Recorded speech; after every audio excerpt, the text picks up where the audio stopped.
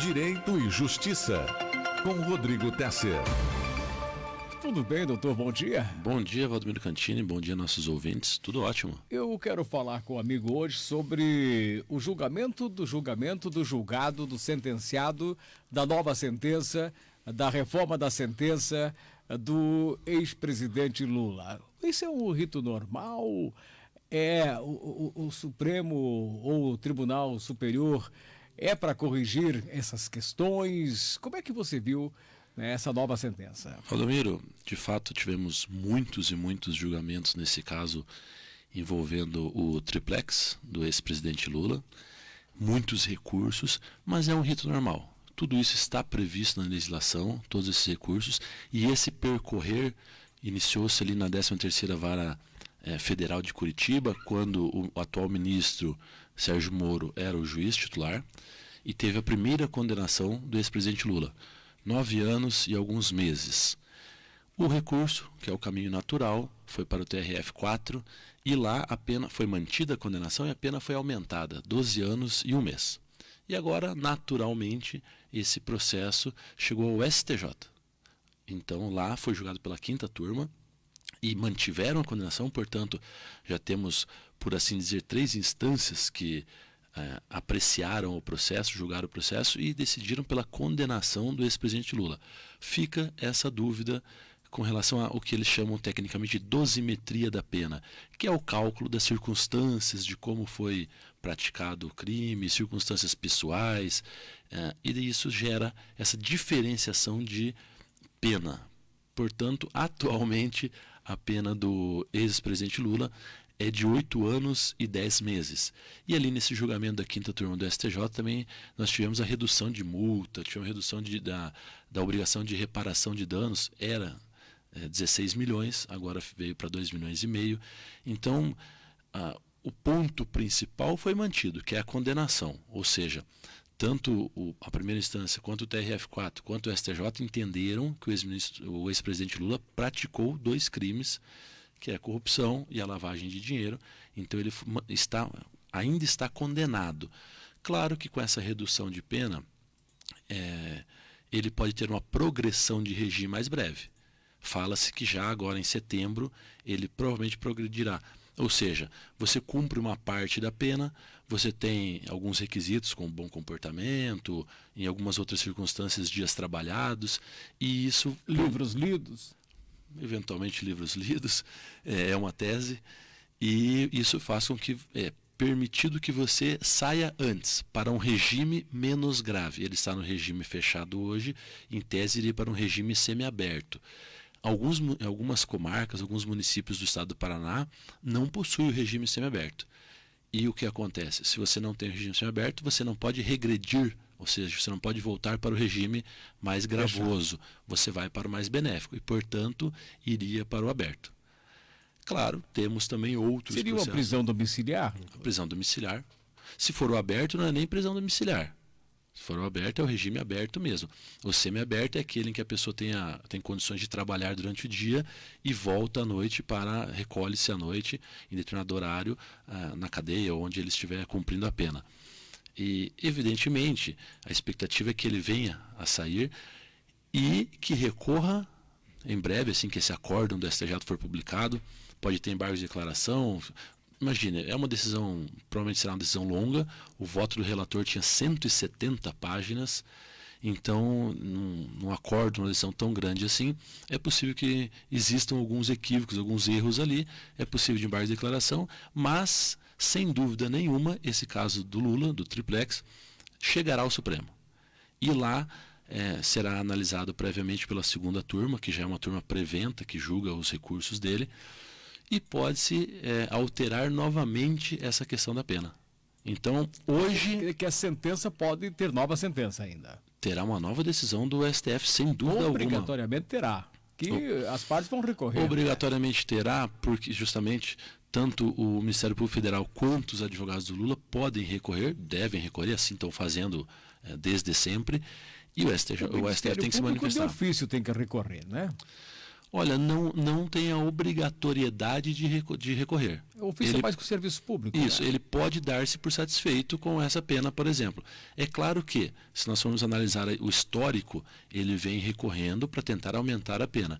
E digamos assim que nesse ponto acessório, que é o tamanho da pena, ele saiu vencido. Ele continuou vencedor no que diz respeito à condenação do ex-presidente Lula, mas nesse ponto a pena foi reduzida. Portanto, pode haver um interesse do Ministério Público em recorrer ao STF. Dos advogados do Lula e do Lula, certamente haverá. Então esse assunto chegará, sem dúvida alguma, nos próximos meses ao STF.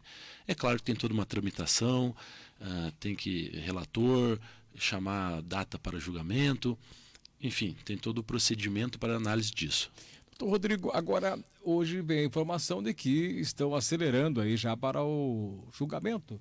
Tem a matéria aí, Raquel? Que eu quero aproveitar e fazer um link aqui com a tua opinião sobre isso, do caso Lula. Novamente? No caso Lula também, Tá. A gente tem novidades também com relação a isso, inclusive temos uma decisão, a informação foi um dos principais assuntos das mídias sociais nas últimas horas. Você encontra aí, Raquel, Isso. vou adiantando com ele aqui. Por exemplo, a soma de penas acontece. Daí não teria, digamos, que se cumprir um sexto dessa pena, agora em outubro ele poderia cumprir domiciliar ou semiaberto, né?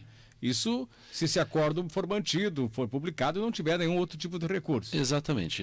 Na situação que nós temos hoje, desse caso do triplex, lá na cidade de Guarujá, no estado de São Paulo, ele já tem a condenação em 2º grau, já está cumprindo pena, e cumprindo um sexto dessa pena ele vai progredir de regime. A expectativa é que em setembro, então, ele progrida de regime. Entretanto, se nesse ínterim, nesse meio tempo, houver uma nova condenação, que é naquele caso do sítio de Atibaia, que já foi julgado aqui em Curitiba, já houve uma condenação e ontem, salvo engano, o juiz desse processo intimou as partes para as contrarrazões e vai chegar ao TRF4. Se o TRF4 for realmente rápido na análise e no julgamento desse recurso, pode acontecer que antes da progressão do regime, dessa primeira pena, tenhamos uma segunda pena em que as penas provisoriamente serão unificadas e daí esse 1/6 já se eleva. Ou seja, vai ter 8 anos e 10 meses, que nós temos hoje dessa primeira condenação, e podemos ter mais alguns anos da segunda condenação.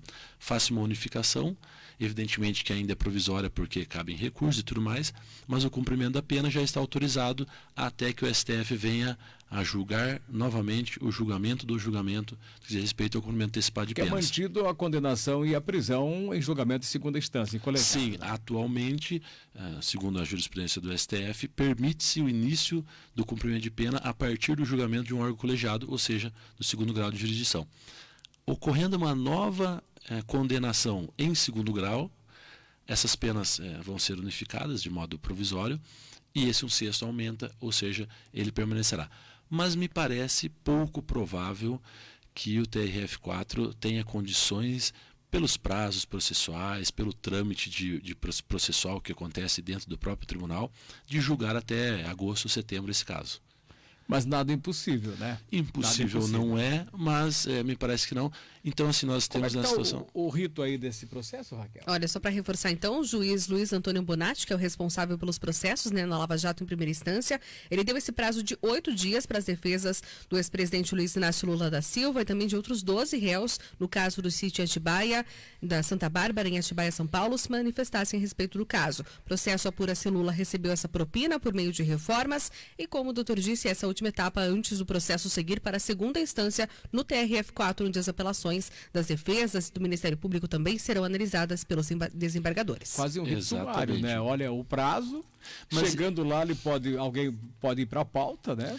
Nós estamos em abril Isso. ainda. Nós estamos em abril ainda, existe esse prazo para as defesas e esse processo será encaminhado então ao TRF4. Lá existe um procedimento de distribuição, relator.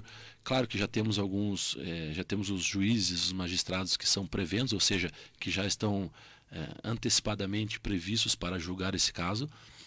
4 meses, 3 meses é um trâmite muito rápido, pode acontecer, mas não é o habitual. Mas você não acredita que com quarta turma se sentiu ofendido por ter retirado, que quem aumentou a pena do Lula foi a quarta região, né? Sim. E já pediu o andamento, já deu o prazo para as manifestações finais em primeira instância, né? Chamando a responsabilidade. Eu quero entender, anotem aí, que lá quando está tudo a expectativa do ex-presidente ir para casa, cumprir em casa, sai uma sentença. Anote, você vai ver. Pode acontecer de fato. Esses prazos concedidos são legais, é claro. Sim. O próprio juiz aqui de Curitiba deve conceder esses prazos, porque faz parte do rito processual. E assim que esse prazo for cumprido com a manifestação ou sem manifestação, esgotou-se o prazo, o processo será enviado. Pode acontecer, não é o habitual que um recurso seja julgado em 3, 4 meses, mas nada impede que a turma lá responsável por julgamento faça uma força-tarefa e debruce-se brevemente sobre esse caso e profira uma decisão, um acordo. Mas é o tramitar normal do processo.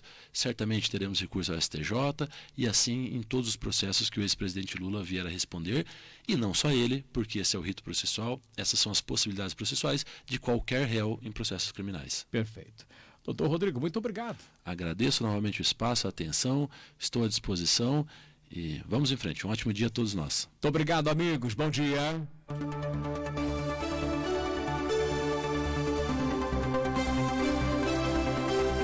Horário de Brasília, 8h14.